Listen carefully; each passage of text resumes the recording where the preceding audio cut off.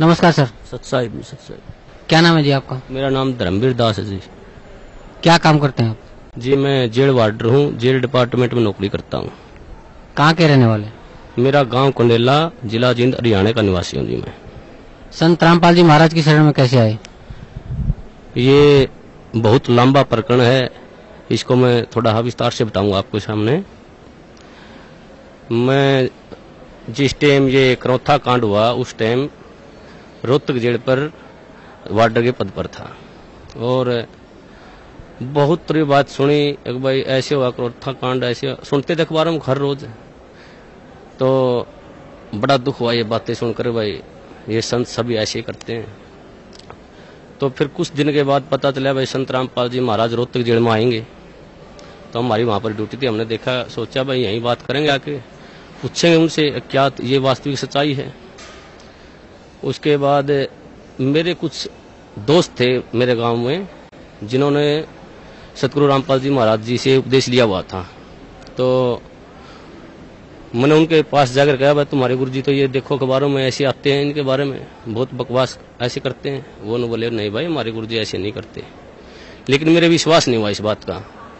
तो एक मेरा दोस्त जो गांव में केबल का वैसे स्कूल का प्राइवेट स्कूल है, गांव में केबल चलाता है वो, मैं उसके बाहर खड़ा होया, उससे मैंने बहुत गलत बातें की उसको। अगर भाई तुम्हारे गुरु जी ऐसे करते मैं तुम्हारे आता नहीं। उन्होंने बोला भाई एक बात बता, मेरी माँ पागल, एक्चुअली उसकी माँ पागल थी, अपने कपड़े उतार कर फेंक देती थी। उसका पिताजी इतना शराबी था कि सारा गांव के बच्चे उसके पीछे लगे रहते थे।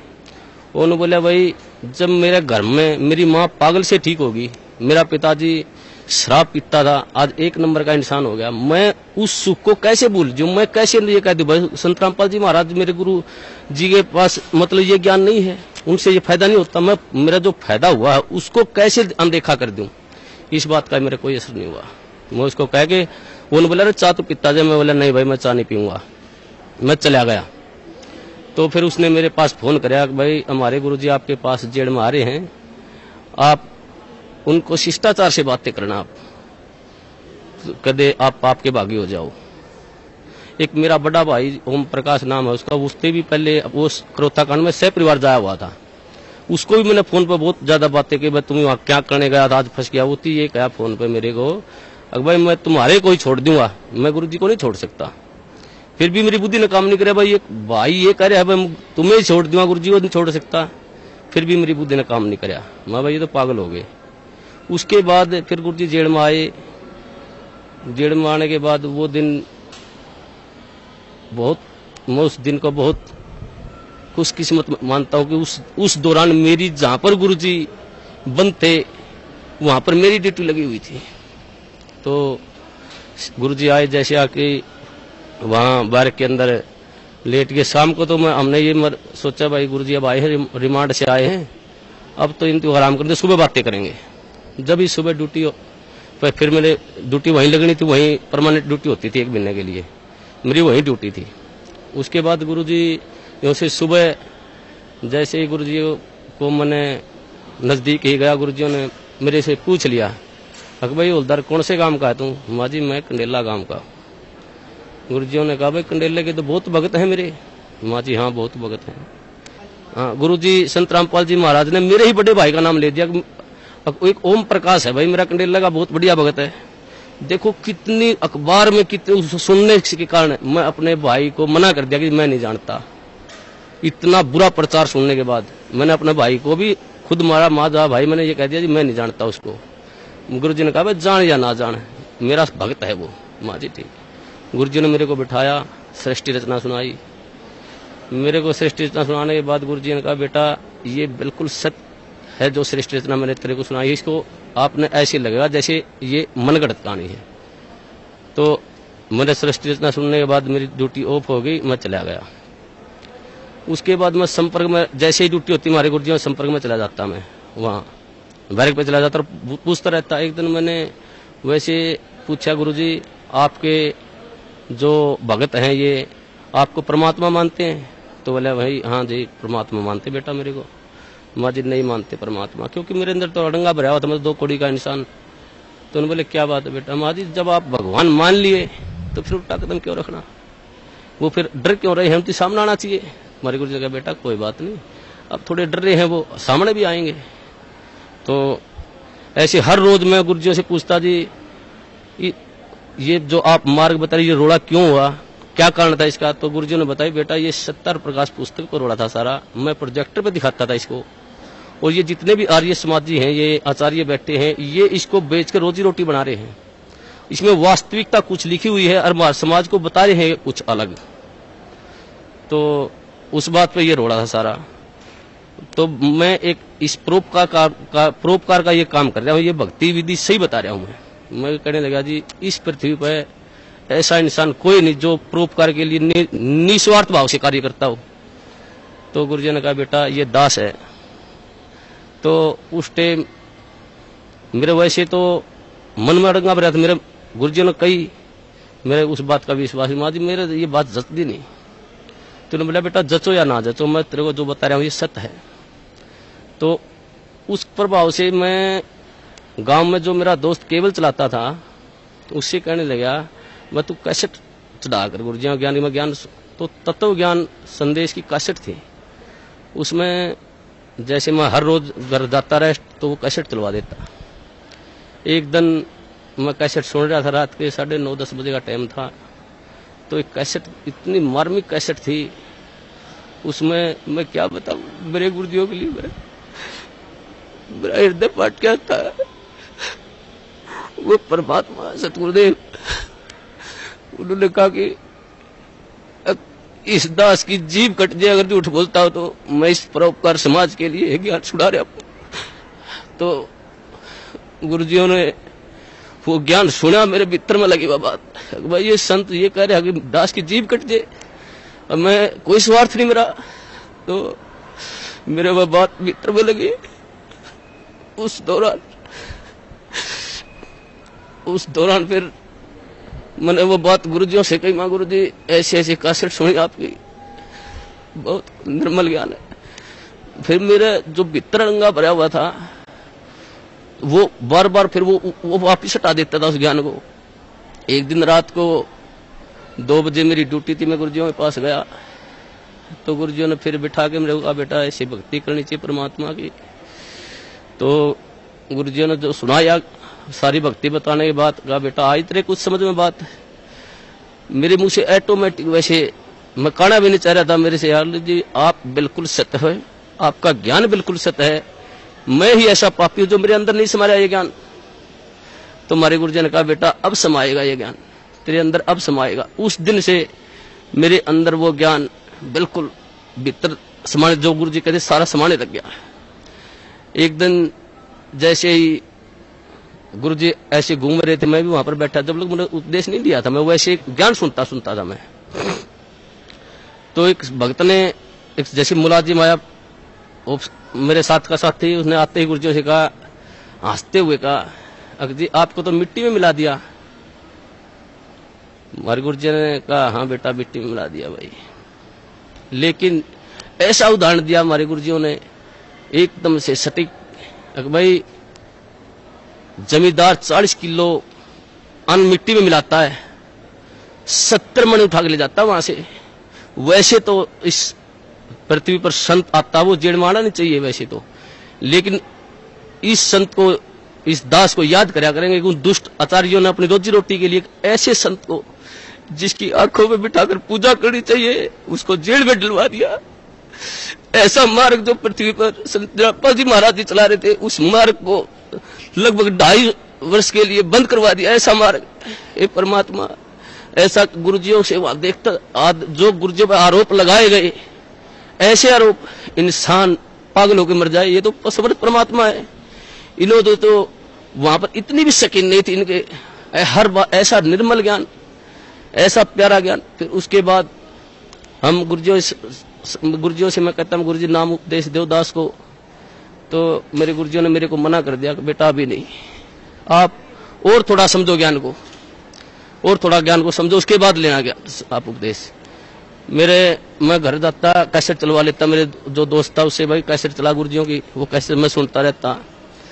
तो जैसे मेरी भक्तमती थी, मेरी घरवाली थी, वो मैं बाहर जाता तो ऑफ कर देती चैनल को, दूसरा लगा। मैं कहता जी आप इसको बंद मत करो, ये मैं सुनता हूँ, आपने नहीं सुनना तो आप आराम से वो करो। तो मैं हर रोज सुनने लगा गुरुजियों का ज्ञान, तो वो मेरे भीतर समाता गया। उसके पश्चात कई बार गुरुजियों से वहां पर जेल के अंदर, जैसे मैं गुरुजियों से बताता गुरुजी आपके ये सत्संग सुना मैंने, तो गुरुजी फिर दोबारा बताते मेरे को। तो ऐसे होते होते लगभग 6 महीने चले गए और 1 साल से ऊपर लगभग 1.5 साल गुजर गया। फिर मैंने मेरी ड्यूटी प्रशासन ने मेरे को क्या कराया कि ये तो संत रामपाल जी को मिलने जाता है, इसकी ड्यूटी बाहर लगा दो जेल से। मेरी ड्यूटी बाहर लगा दी गई। बाहर लगाने के बाद अंदर मेरे को जाने नहीं दे, ज्ञान और नाम उपदेश मेरे को मिला नहीं। एक दिन वैसे गुरुजी सोमवार का दिन था, 24 अगस्त को 2 बजे गुरुजी मुलाकात को आए हुए थे।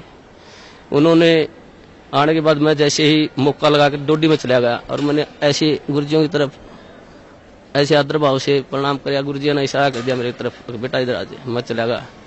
जाते ही परमात्मा ने, सतगुरुदेव रामपाल जी महाराज ने मेरे को नाम उपदेश दिया और कहा बेटा बाहर जल और मिश्री ले लेना, भक्तों को कह देना। वो दिन है, मेरे को उस दिन से ऐसे नाम उपदेश मिला। तो हमारे नाम उपदेश लेने के पश्चात जो प्रशासन था, जेल प्रशासन, सभी मुलाजिम, सुप्रिंटेंडेंट, सभी हमारे खिलाफ, 2-4 और दोस्त थे मेरे साथ, कई और दोस्त थे जिन्होंने साथ में नाम लिया था। तो प्रशासन खिलाफ हो गया। उन्होंने एक दिन हमारे को बुलाया और कहा भाई आप वर्दी में लेटते हो, यहाँ उस रामपाल के चरणों में पड़ते हो, आप यहाँ पर सारा प्रशासन ये महसूस करते हैं, बेइज्जती महसूस करते हैं। हमने कहा जी परमात्मा की बातें हैं, हम तो कौन कहने वाले हैं। परमात्मा ने की दास है, सतगुरुदेव रामपाल जी महाराज की दास है। मैंने जेल सुप्रिंटेंडेंट को कहा जी आप जिस वक्त ड्यूटी पर आते हो आप परमात्मा को मानते हो? तो वो कहने लगे जी मैं मानता हूँ। उस सुप्रिंटेंडेंट को मैंने कहा जी आप जब घर से आ रहे हो तो रास्ता मंदिर पड़ता हो तो आप वहां झुको नहीं गए, उसके प्रणाम नहीं करोगे? जी बोला भाई मैं करके आऊंगा प्रणाम। तो मैंने कहा जी हमारे तो परमात्मा सतगुरु रामपाल जी महाराज, मंदिर भी हमारे, तो ये सब कुछ है जी, हम नहीं रुक सकते जी, हम प्रणाम करेंगे ही करेंगे। आप हमारे को सस्पेंड करो, डिसमिस करो, कुछ भी करो।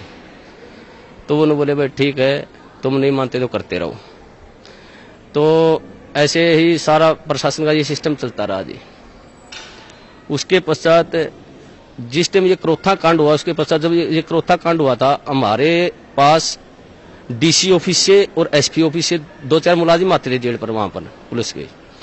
तो हम उनसे पूछते थे भाई वहां पर क्रोथा कांड ऐसे हुआ, आप वहां थे, मौजूद थे वहां पर? वो कहते थे भाई हम वहां पर मौजूद थे, ये बातें सारी सच्चाई हैं।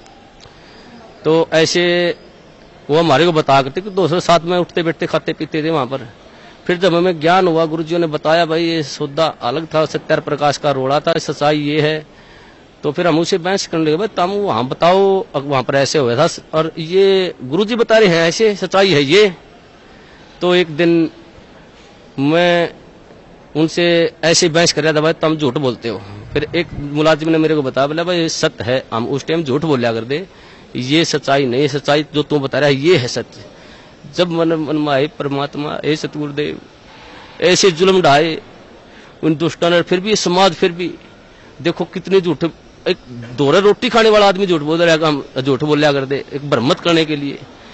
तो उस दिन से फिर वहां से फिर पक्की दिल में जच की भाई ये सारा जो समाज है झूठ है, गुरुजी जो कह रहे हैं वो बिल्कुल सत्य है।